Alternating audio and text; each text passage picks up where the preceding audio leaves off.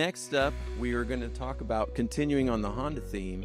I'm excited to bring up to the stage Rita Case, very recognizable clearly in the retail space, and number one Honda dealer in the world, number one Volkswagen dealer in the world, with one of the largest facilities in 2024 Time Dealer of the Year. Good morning, Rita. Hi. Looks like a great group. I've been enjoying the presentation. Yeah, good. Well, thank you for joining us today. For you, Alan, I said yes when you called me. I greatly appreciate it. I know how valuable your time is. Well, no, I was just so excited that you're launching this. I'm proud of what you've done, what your family's doing. I've been watching you in Fort Lauderdale all these years, and you're doing a fantastic job, and I'm just really proud of what you're doing with your business. So congratulations. Well, thank you. Appreciate that. If you haven't noticed, on the right side of the screen, there's a picture of Rita, but there's also a picture of the book that she and Rick wrote a while ago. The title is Our Customers, Our Friends. And I think that embodies a lot of what we're going to talk about today, about your success. And it's something we're trying to emulate at Haig Partners too, because we really do develop friendships that matter and help us all to succeed in the future. So if I can introduce Rita a bit to those who maybe don't know her accomplishments. Rita is the president and CEO of the Rita Case Automotive Group, which has 10 automotive franchises and 1 power sports franchise. They're located in South Florida and Atlanta. She represents Honda, Hyundai, Kia, Volkswagen, Mazda, Fiat, Genesis, Acura, Audi, Alfa Romeo, and Maserati, plus the Honda Power Sports line. And last year, I think you generated in excess of about $2 billion of revenue at these dealerships. So if you divide $2 billion by 10 stores, you get a sense of how large each of her stores are. I think our folks at Ally will well recall that in 2024, you awarded the Time Dealer of the Year award. So congratulations on that. Which I think is a reflection of excellence in terms of being a dealer, but also in terms of what you give back to the community. And just last week, I still get a paper version of the Wall Street Journal at my house, and I open it up, and there was a picture of Rita and her family, who had just donated several $1 million to a local hospital that Mike Maroney was also involved in, our friend. So it's the automotive excellence, but also the connection to the community, I think, is what has made your organization so special. So if we can get into some of the questions, and we are going to leave time for Q&A, and I hope you guys come with questions because Rita will answer them. So in terms of becoming number one at something, we want to kind of understand, what does it take to become number one? And your Honda dealership last year was the number one selling dealership. How many new units did you sell? Well, our goal was to sell 9,000. We were on track for 9,000 until October when they had the little chip shortage situation again. So we only ended up with 8,700. But the good news was we were 1,200 cars greater than second place. So I was very excited about that. So you did 8,700 last year new. Yeah, amazing.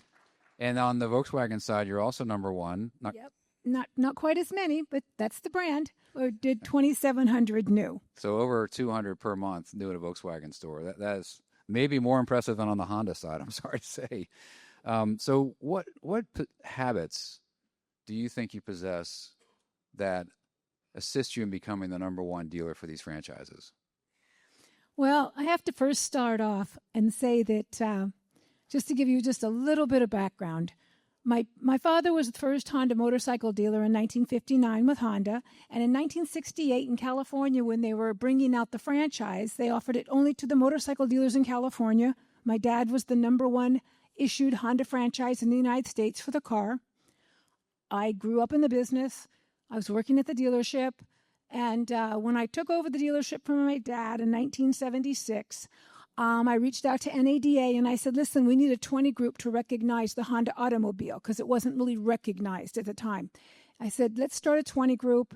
That's what I did. I started a 20 group for Honda car and motorcycle dealers. It was mainly for the car because most of us only knew motorcycles. Rick Case came to that first meeting with me. That's where I met Rick. So I just wanted to give you a little bit of background on that. I was in a very small town in Santa Rosa, California, very small market. I married Rick 46 years ago in 1980. And the reason that I'm saying all this is because he is the one that needs the recognition of why we're number one in the country. When I married Rick, he was the number one Honda volume motorcycle dealer in the world. He was the number one volume Kawasaki dealer in the world. He was the number one volume Honda car dealer and number two with his Akron and his Cleveland dealership, beating all the market. And that was in the 70s.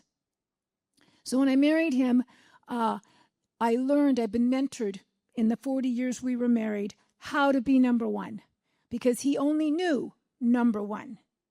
His entire passion, his entire motivation, his hobby was to be number one. And it didn't matter whether he was selling color TVs, selling mopeds, or we were building bicycles in Europe. He wanted to be the number one bicycle dealer. So we went to Europe to duplicate the Moto Pecan bicycle, the 10-speed. And we built it in France, and we brought it back, and we sold it for like a third of the price of a Moto Pecan. So I learned from him what it took to be number one. And that was our goal for our entire, relationship. So to do that, to be number one, our Honda store is number one by a lot, and we don't even have the population to compete with LA or even Miami. They've got 1 million people more than we do in Fort Lauderdale. The Volkswagen store, we're top in the Hyundais. We're not number one with Hyundai, but we're in the top 5.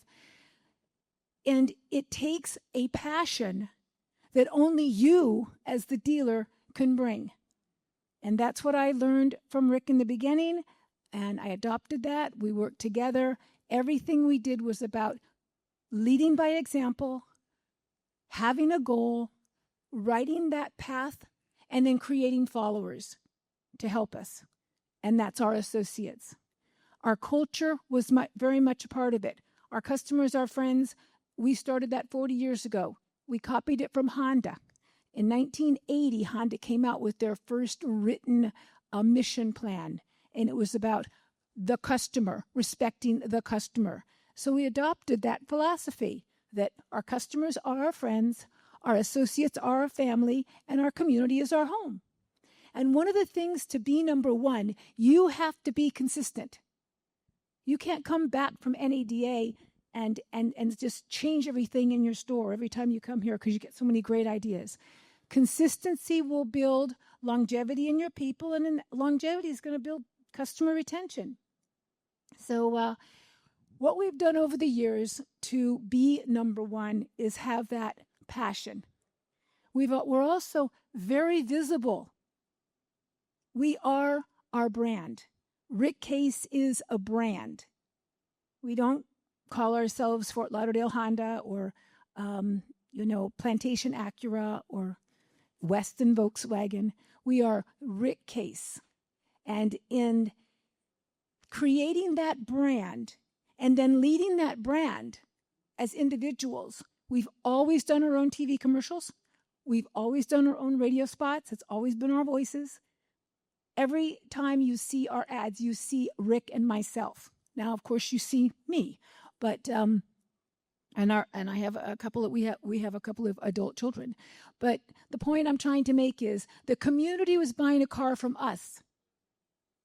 We're all selling the same car. It's the dealer that makes the difference, and that was one of our secret weapons. We were very visible. People knew they were buying a car from Rick and Rita Case, family owned and operated, and that's how we've ran the business, and that has also created a culture in our company. Again, our culture is our customers, our friends, that everyone follows in our company, and so we have very little turnover. 90% of all of our positions are filled within. Every single one of our general manager right now has someone on their tail trying to get their position because we always want to have a bench within our culture.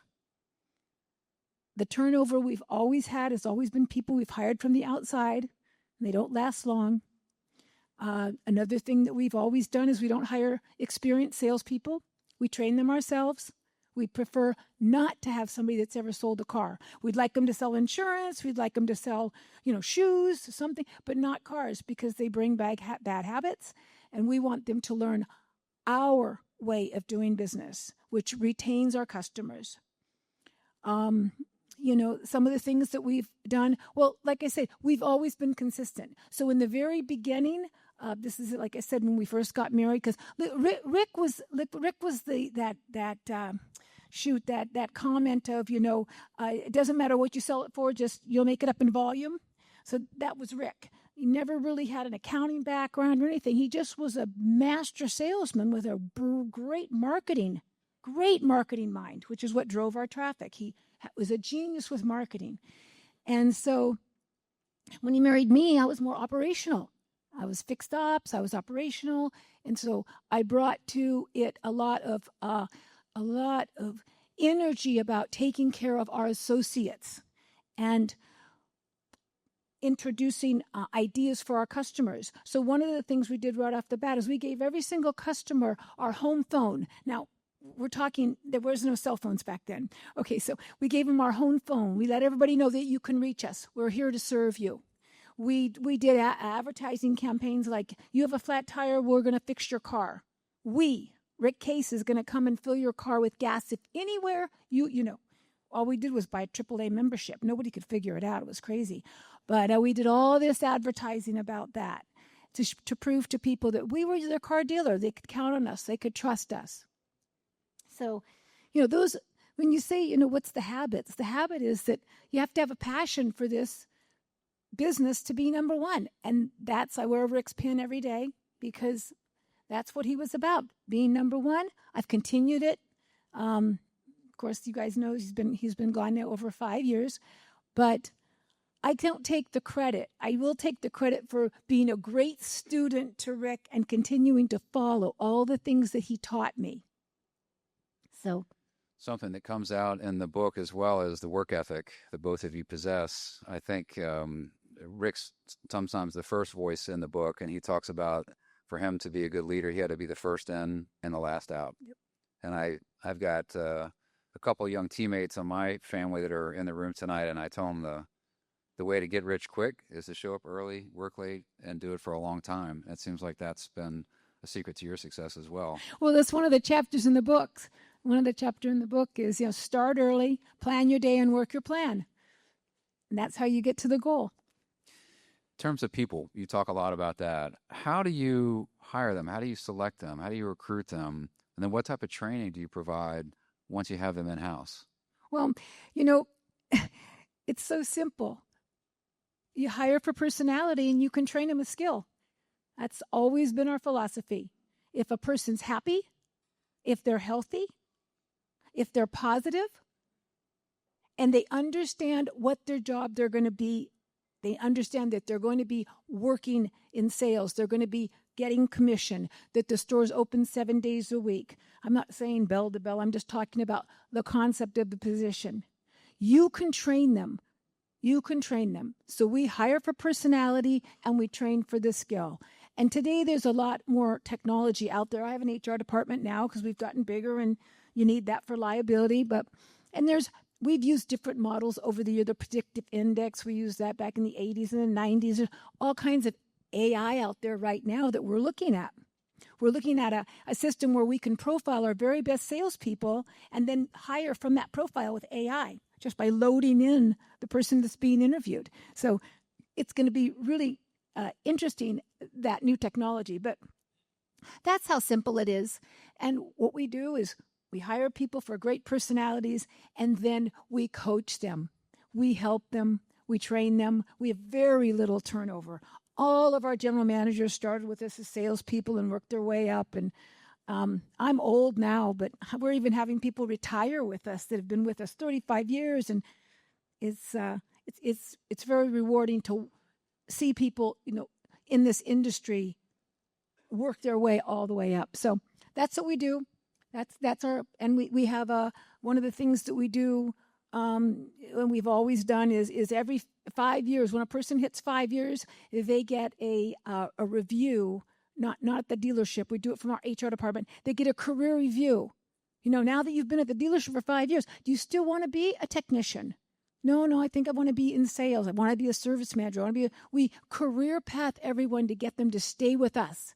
Because the worst thing that can happen is somebody comes in and resigns and says, I'm going to go work for another dealer to be a service advisor because that's what I wanted to be. And here he was, your master tech.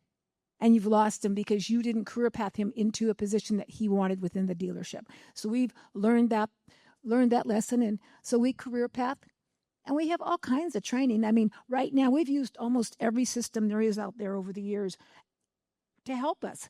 And the one we're using right now is RockEd. It's a great, great system for sales training. It's really current on just the latest word tracks for all these generations that we're dealing with. You've got the newer generations. You've got the baby boomers. They're all speaking a different language in the showroom today. And RockEd's really good about that. So we train and we mentor and we show people a career path.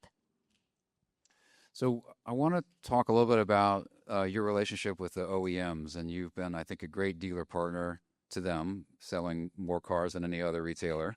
But sometimes there are brands that have issues, and you've had to innovate to come up with solutions to offer to the OEMs to overcome some challenges they've had. I'm thinking about Hyundai in the 1990s. Yeah. Would you share that story with the room and what you did? Most of you guys know this story, but we opened the first Hyundai and the first Acura store in the United States, and we did that in Fort Lauderdale. That's how we went from Cleveland to Fort Lauderdale, because we decided that we thought we'd have a better chance of selling the first luxury Japanese brand in the United States in Fort Lauderdale than we would in Cleveland, Ohio, surrounded by Ford and Chrysler and all of that. And still, when you think in 1985, the Japanese still hadn't been totally accepted as a brand, even though we were selling a lot of cars and all, but as a luxury brand. So, and then with Hyundai happened to open at the exact same time. Hyundai came to the United States in 1985, and they are actually celebrating their grand opening on the 18th of February, 40 years, and Acura is celebrating its 40th year on the 26th of March. That's when it was opening day in the United States for those two brands. We were opening both of those dealerships.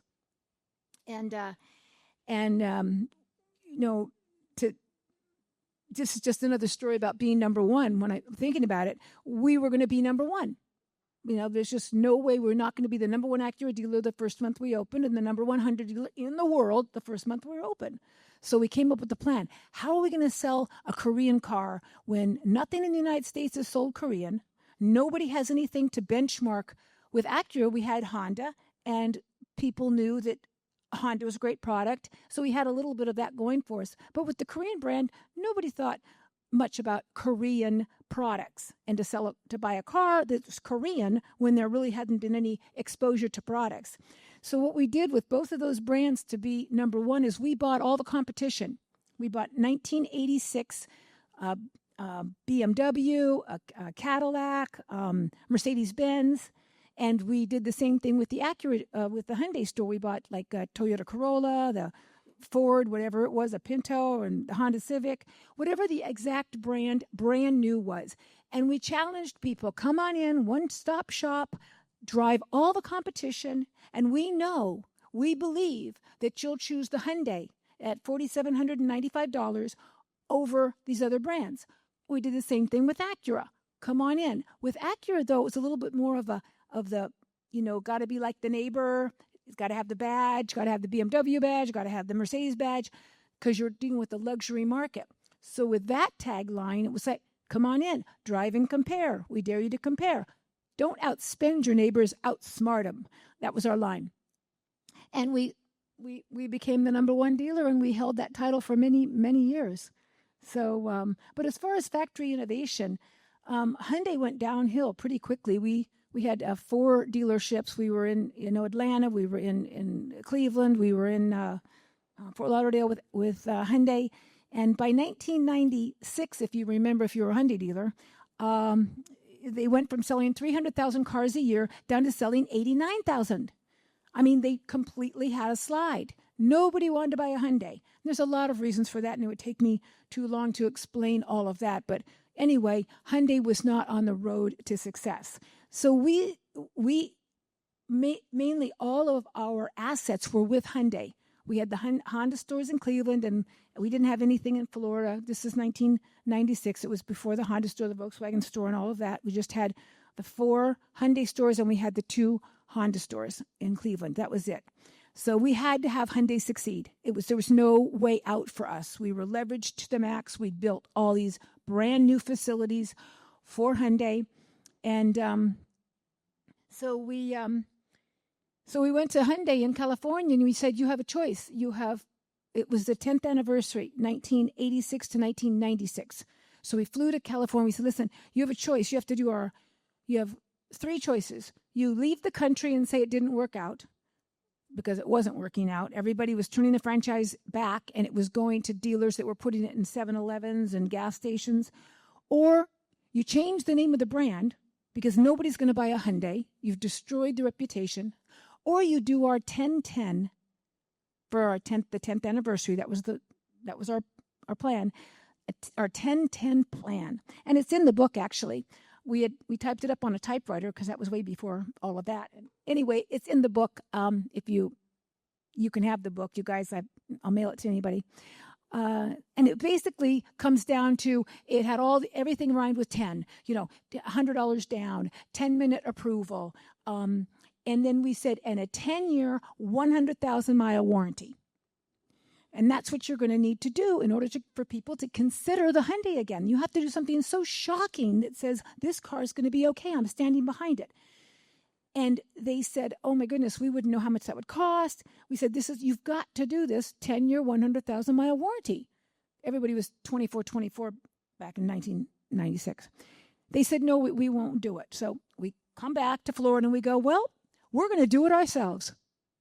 So we went to an insurance company. We bought an insurance policy, like an extended service policy, for 10-year, 100,000 miles, powertrain, non-transferable, and we start advertising. We got the other 5 Hyundai dealers in the market. The Potamkin Group did it. We got King Organization to do it. We got Brayman to do it, and we got Bill Lehman to do it.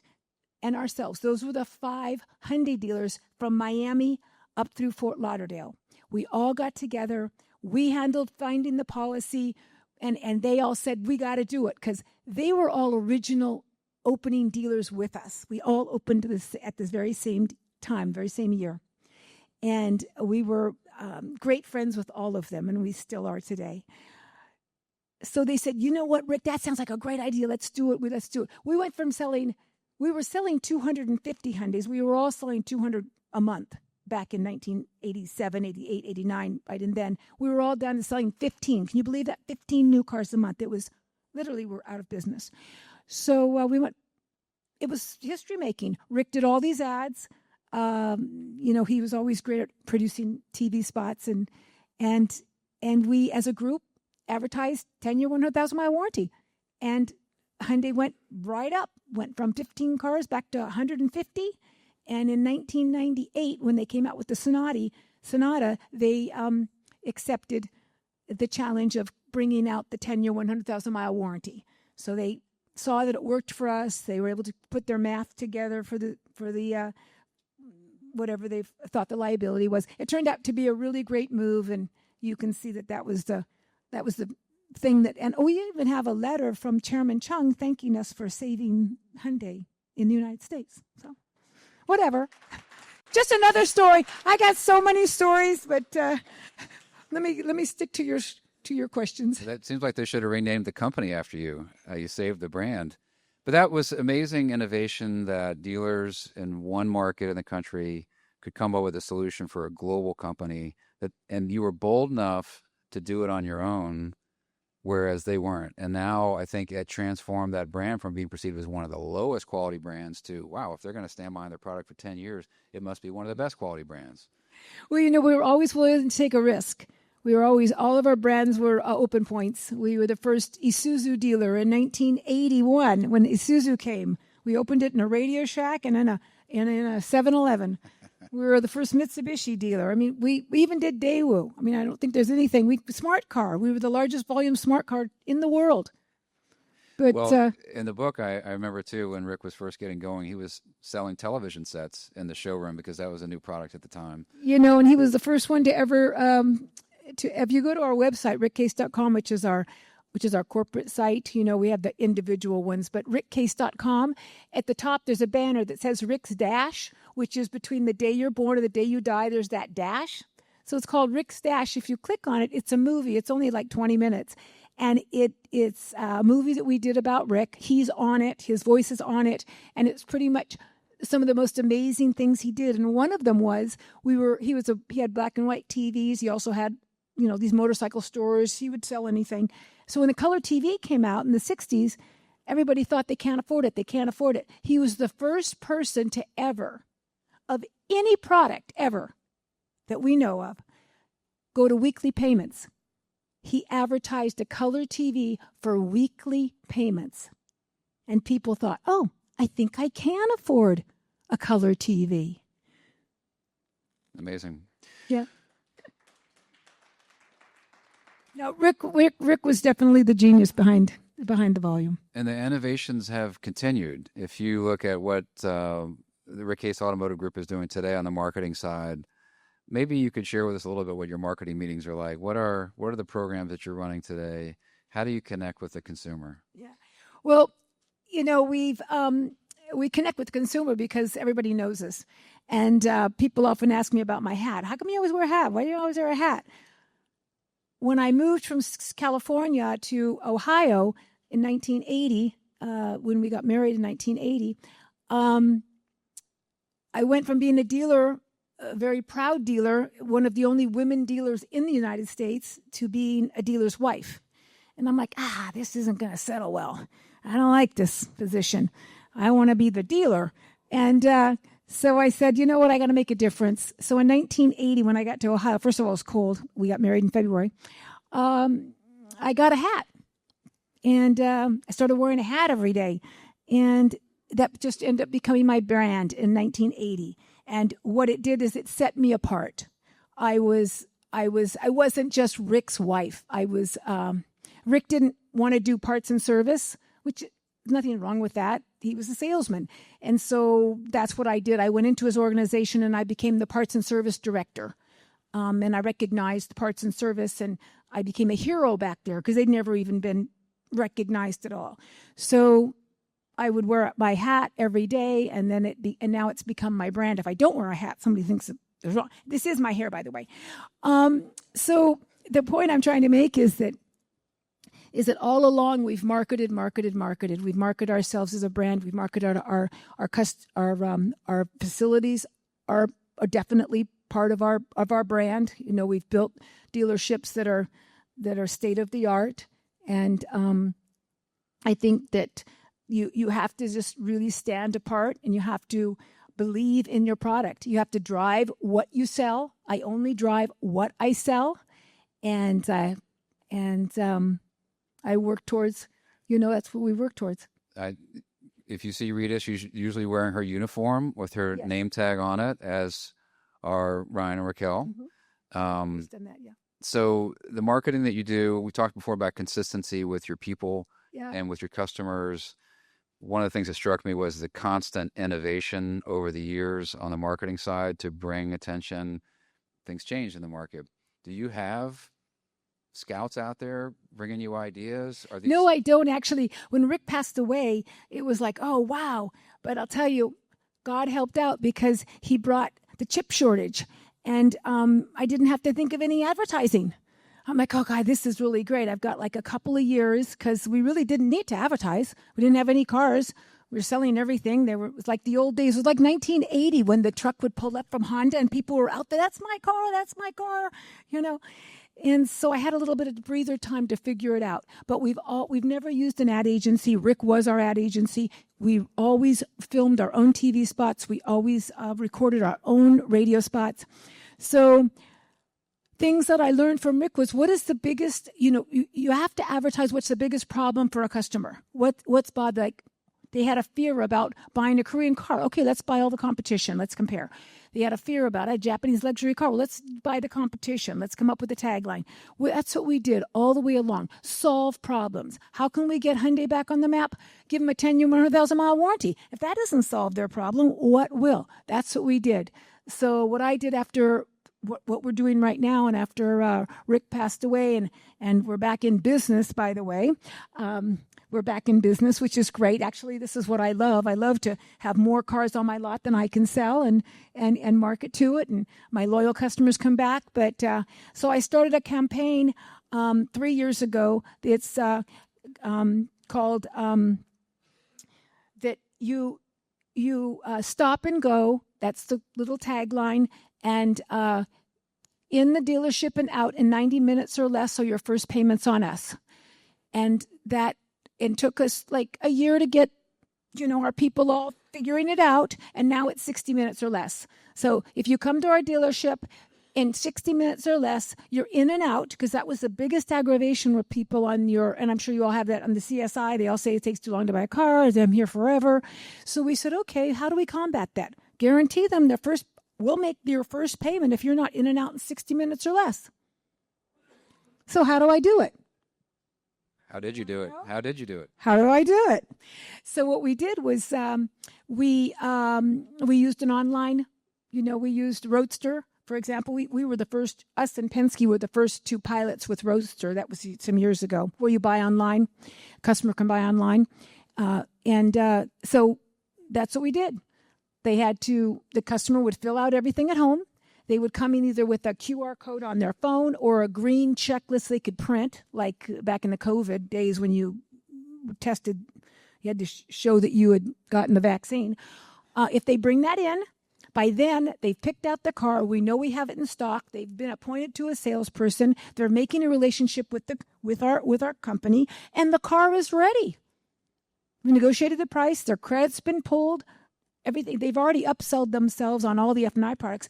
Matter of fact, we found that they buy more online, the F&I products like Gap and Extended, if they do it themselves at home, because they can really read about it. By the time they get the F&I office, they just want their keys and they want to get out normally. So that's what we're doing. It's bringing in traffic. It's been a very good tagline. You mentioned facilities, and I want to touch on that. I think many dealers feel like the factories force upon them overly large, expensive facilities. But I think that your facilities, in some case, are the reason you've over-invested, you've over-innovated more than others. Can you tell us a little bit what happens in your Honda store that's different from other dealerships? Well, with Honda and Volkswagen, we are Blue Stage. We just completed it a year ago.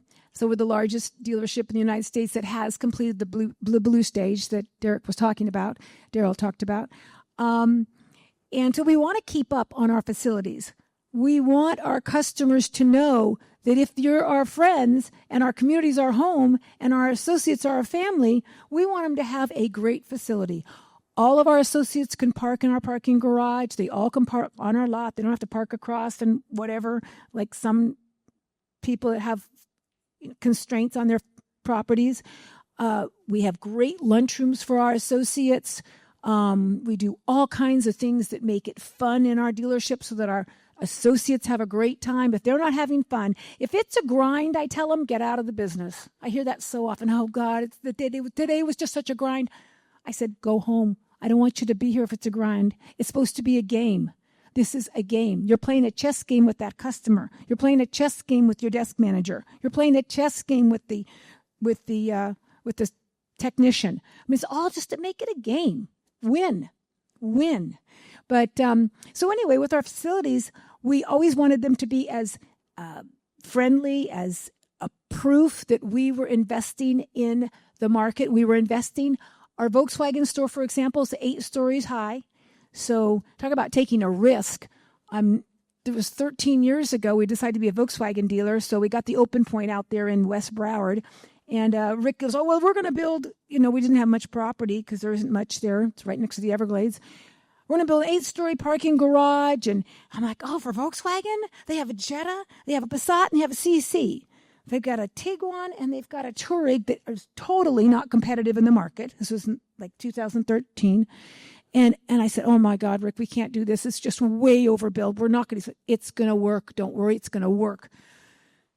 Took a deep breath, and I figured, well, we've gone this far. I might as well. So we ended up building this 8-story, huge, it's largest in the world.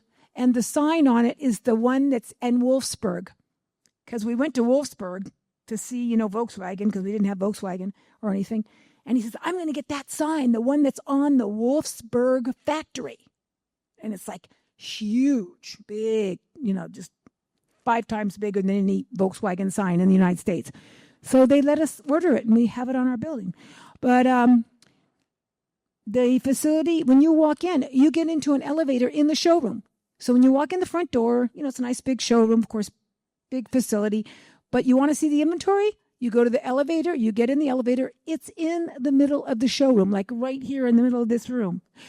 You go in the elevator, and it says, 2nd floor is all used cars. 3rd floor is all Jettas and Beetles. It listed what models were on each floor. You go up there. The key machines are on every floor, so the salesman isn't running back and forth for the keys. All the key machines are on each floor. And that's how we built the Honda store as well. That's how we built the Kia store. Same thing. We found that model really works. If I wanted to vote in Weston, Florida, can you recommend a place where I would go? That's another thing. Yes, so when we built the Honda store, when we got the open point, which they had mentioned, it's the last major open point, and it was the largest open point in the history of Honda. The largest open, meaning the planning volume. And that was in 2000, and we finished the store in 2002. We were out right next to the Everglades. This was where this market is, and that's why it was an open point, because of the new market. And we're like, how are we going to get traffic out here? Rick says, okay, we're going to be the largest volume Honda dealership our first month in business. And I'm like, okay, we did it with Acura, we did it with Hyundai, we did it with Isuzu, we did it with, I said, oh, geez, and we've got Norm Reeves, we've got, Ernie Bach, and I'm like, they've been in business forever, and we're going to open this brand new Honda store in a brand new market right next to the Everglades where there were nobody else on the Sawgrass, which was the highway there that nobody, now it's packed, but back then it was like 4 cars went by a day.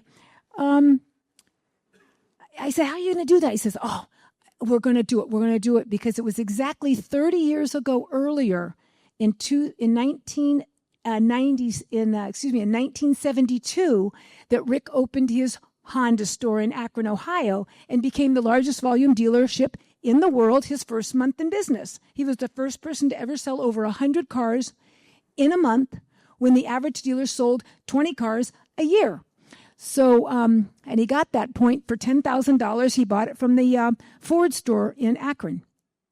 So anyway, he said, I want to do it again. I want to be the largest dealer. And so we, it was just when I think about it, we were open to midnight every single night. Number one, we asked every one of our friends, because we've been a Honda dealer forever. Obviously, my dad was a dealer. I was a dealer. Rick and I, we were the only 2 Honda dealers to ever marry. We asked everyone we knew from the 20 group, everybody, to give us 5 cars each, 5, 10 cars, 12 cars. Because Honda only allocated us 232 cars, grand opening allocation. And we weren't going to beat those other dealers with that. So we ended up accumulating 700 cars. Our friends sent us cars. We promised to pay them back. I think they forgot though. But anyway, it didn't really matter. It wasn't a lot. We weren't asking people for 100 cars. We were just compiling them, and we ended up selling 736 cars that first month we were open, and we did beat all those other dealers. So that's always been, and I know this is what the topic is. How do you be number one? I'll tell you, the only way to be number one is to have a plan, to work the plan, to get followers, and to outwork everyone. You have to really want it. This is our hobby. Our hobby, it was, we didn't really do anything else but this business. And I still, besides community work, it's my life, which is why I'm here. You mentioned community. I think that's also a part of your success. Can you share with the group what you do with the Boys and Girls Clubs and other organizations in Broward County? Yeah, well, like I said, our community is our home. Our community is our home. And so we really weren't philanthropic at all. My parents weren't. Rick's parents weren't. We weren't raised with any sort of giving or anything at all. But when we had these, so when I married Rick, he had four, like I said, the largest volume Honda motorcycle dealer and Kawasaki dealer in the world. So we had these motorcycle stores, bicycle and moped stores. We had 5 of them, I think, when we got married. And that was just in Cleveland and Akron. And just in just a couple of years, we ended up growing together for 14. We ended up getting 14. So anyway, we were such a large bicycle dealer. Every Christmas, kids would come in and they would be like, oh, really want a bicycle. And so one day I was in the Cleveland store at Christmas time, and there was a group of kids over in the corner, and they were all on the bike. I said, oh, how you doing, kids? I said, you looking up for a bicycle for Christmas? And they said, oh, we can't, my parents can't get us a bicycle. And I'm thinking, what? What do you mean? I said, no, my parents can't afford a bicycle. And, I was young. I mean, when I got married to Rick, I was 24. So I didn't really think of people not being able to have a bicycle. I had a bicycle. We all had bicycles. That was our first freedom. I'm like, what do you mean you can't? He says, no, our parents can't afford a bicycle. And I'm like, I've got to fix this. I have to fix this. So I put my thinking cap on. I went home that night. I said, Rick, there's kids that can't afford bicycles. And he says, well, yeah, I can understand that. And I said, we've got to fix it. So we did a campaign. Like 3 days later, we filmed some commercials. And we got them to put it on TV, the PSAs, the free public service announcements. And we said, if you have a bicycle that you no longer need in your garage, your kids have outgrown them, you don't need them, they're sitting in the corner, bring it to any one of our 14 bicycle stores. We'll fix it up and we'll get it to a child that needs it in time for the Christmas. And oh my gosh, we got a lot of bicycles. So we ended up with all these bicycles coming in for people that they were nice bicycles, but they just didn't need them anymore. Probably some of you have a bicycle in your garage that your kids have outgrown and you don't use, and it's just sitting over there and you don't know what to do with it. So that's how I got into philanthropy, is I didn't know what to do with the bicycles. So I called United Way, and they said, because I knew United Way, I at least knew that charity organization. And they said, I'm sorry, we don't take bicycles. And I said, well, can you tell me, what can I do? How do I match up these kids that don't have bikes, can't afford bikes, with these bicycles that I've got? And they said, oh, call the Boys Club. The Boys Club builds clubs in communities where these kids probably can use them. So that's how I got introduced to the Boys Clubs. And I stayed with the Boys Clubs all these years. We still have the Rita Case Bikes for Kids program. We've given over 150,000 bicycles. We still do it every single year. People bring in their bicycles from October 1st till December 21st. And now that goes to not just the Boys and Girls Clubs, but it goes to, synagogues and the public school system. Everybody knows they can get a bicycle for someone who can't have a bicycle from the Rita Case Bikes for Kids. And that's not all you're doing with the Boys and Girls Clubs. No, I mean, of course, that was my launch. And that spark led me to going to the Boys and Girls Clubs. It was Boys Clubs at the time. This is, that now they're Boys and Girls Clubs, but originally it wasn't. And then I started to see these kids, and I'm like, oh my God, these kids really need help. I mean, they need an education. They need opportunity. And that got me into the education. And once I got into education, I realized that that's the first key to get outside the zip codes that they're trapped in. And it just took me right through like an octopus. I ended up with scholarships, vocational scholarships, health care, Habitat for Humanity. Because if these kids have a place to live that's consistent, they're going to do better in school. I started a shoe program. All kids that are considered homeless get 2 pairs of shoes from Rita Case every single year, brand new, and they are branded. Reebok, Nike, Adidas. They're not whatever. The bottom line is these kids have a self-esteem when they have tennis shoes that are branded. So we do that. And because it's proven that if a child has shoes that fit and are comfortable and are branded, they have a better chance of going to school, having self-esteem, having confidence. So it's just snowballed into pretty much every organization. We're very much a leader in Fort Lauderdale and in Broward County and in our markets. So other than obviously feeling like you're doing the right thing for your community and helping children that need help, do you believe that the community has responded to you in a positive way because of what you're giving? Or are they more tied to the Rita Case auto group Oh, because well, of what you're... Yeah, I mean, absolutely. I mean, there's no two individuals, Rick and Rita Case, in all of South Florida that has done more for South Florida. And I'm sure that some of the dealers here in the room that are from South Florida would agree. That we didn't do it because we thought it would sell us more cars. We did it because it was the right thing to do. We found out it was so easy to do as well. Not just the resources, it was more our time that we gave them, how they could build their organization, we just took our marketing ideas to them. And with that, we were able to help them raise more money in all of their fundraisers by using our ideas. But it's proven that now it is at the time, I mean, now there's statistics that 35% people will drive an extra 10 miles if the organization is supporting an organization that they believe in. When you go to our dealership, we all have walls in our dealership. One of our walls is our philanthropy wall, and we just have logos, the logos of all the organizations that we support in Broward County. And if you go to our website, you'll see all the logos of all the organizations that we support.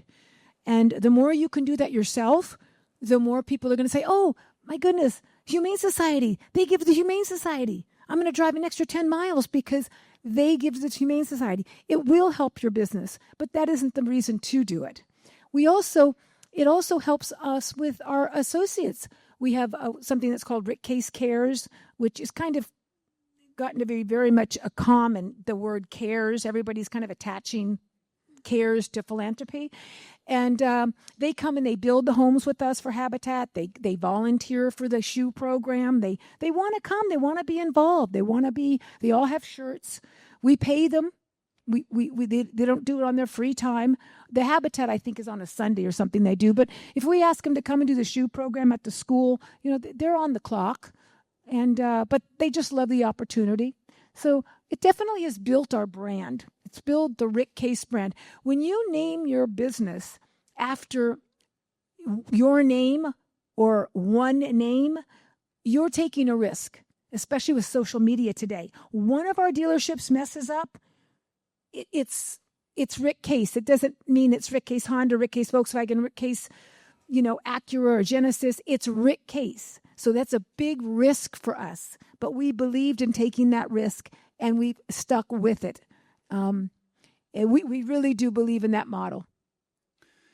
We might have time for one or two questions if folks would like to ask Rita something. And I would say I've learned Rita is not about just selling cars or just taking care of customers or just taking care of associates or the community, but she's also a major advocate for our industry and the brands that she represents. And if anybody was in the room yesterday with Volkswagen, you might have heard Rita talk to that.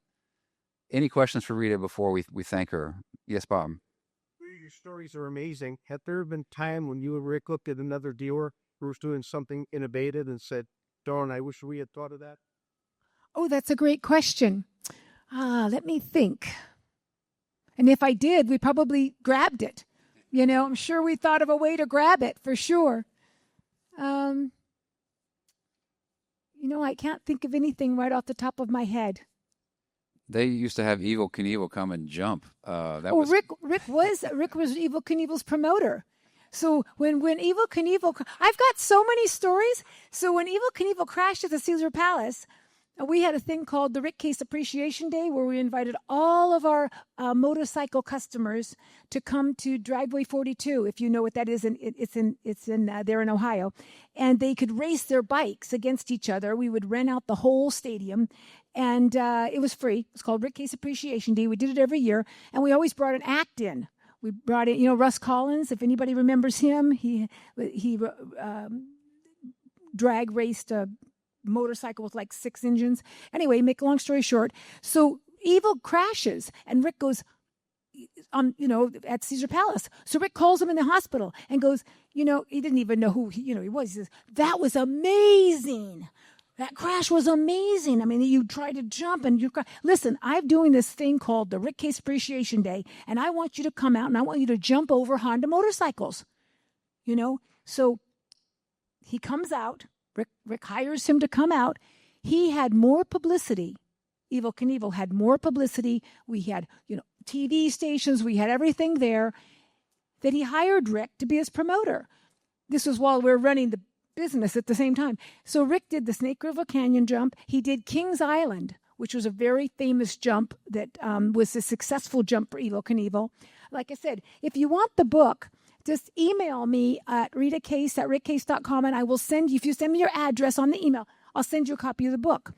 If you go to rickcase.com, you can watch the movie, which is a lot about the book as well.